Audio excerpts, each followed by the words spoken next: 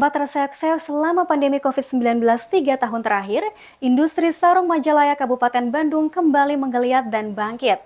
Terlebih menjelang Hari Raya Idul Fitri 1444 Hijriah. Bahkan, memasuki minggu kedua Ramadan ini, sentra sarung Majalaya diklaim sudah menjual jutaan pieces sarung ke seluruh Indonesia. Majalaya merupakan sebuah wilayah kecamatan di Kabupaten Bandung yang sejak dulu dikenal sebagai salah satu sentra sarung di Indonesia. Bahkan, sebagian besar masyarakat Majalaya bermata pencaharian sebagai buruh di industri sarung, baik di pabrik besar ataupun industri rumahan.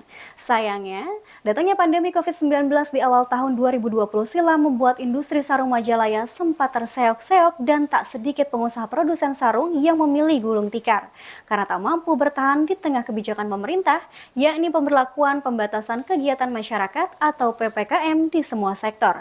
Namun, pasca dicabutnya PPKM oleh Presiden Republik Indonesia Joko Widodo pada akhir tahun 2022 lalu menjadi sebuah asa bagi para pengusaha industri sarung di Majalaya untuk kembali menggeliat dan bangkit.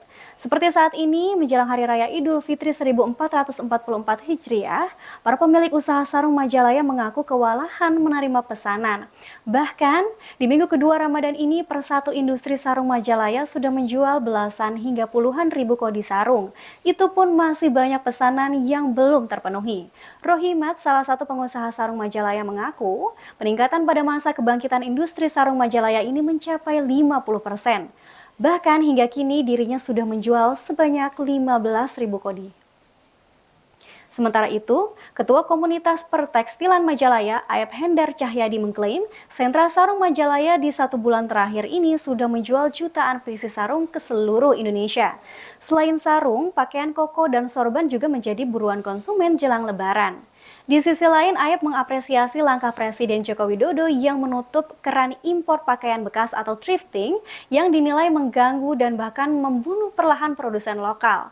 Dengan demikian, Ayep meyakini pasca Hari Raya Idul Fitri nanti, produsen tekstil nasional khususnya di Majalaya akan kembali bangkit. Diharapkan di masa kebangkitan pasca pandemi COVID-19 ini, pemerintah daerah bisa mendukung dan mendorong pemasaran produk lokal, terkhusus untuk sentra sarung Majalaya agar bisa kembali berjaya seperti puluhan tahun yang lalu. Sepertinya kalau pas tahun kebelakang itu penjualannya cuman sedikit-sedikit lah.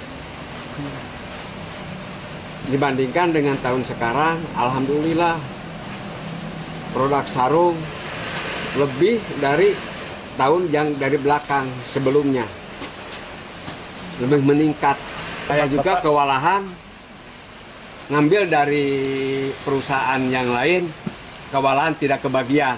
Berapa persen kenaikannya, Pak? Kenaikannya kurang lebih lah 40%, 50% lah.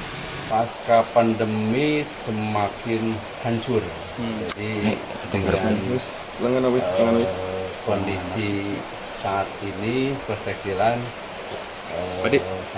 sangat mengkhawatirkan. Mungkin faktor-faktor yang lebih signifikan dan yang paling up to date saat ini, pemerintah telah menutup thrifting atau istilahnya menutup keran impor atau penjualan barang-barang bekas, istilahnya di faktor sandang gitu. Karena Pak Jokowi telah menutup istilahnya thrifting sejak bulan kemarin. Padahal itu sudah berjalan lama dan masif gitu, yang mengakibatkan kondisi pertekstilan nasional secara khususnya di Majalaya terdampak sekali dengan beredarnya pakaian-pakaian bekas dari luar.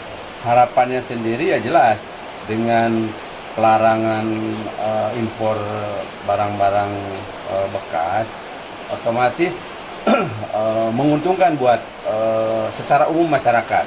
Tapi mungkin ada segelintir orang-orang yang emang bergerak istilahnya dalam ekosistem penjualan barang bekas itu akan terganggu. Dari Kabupaten Bandung, Tim Liputan melaporkan.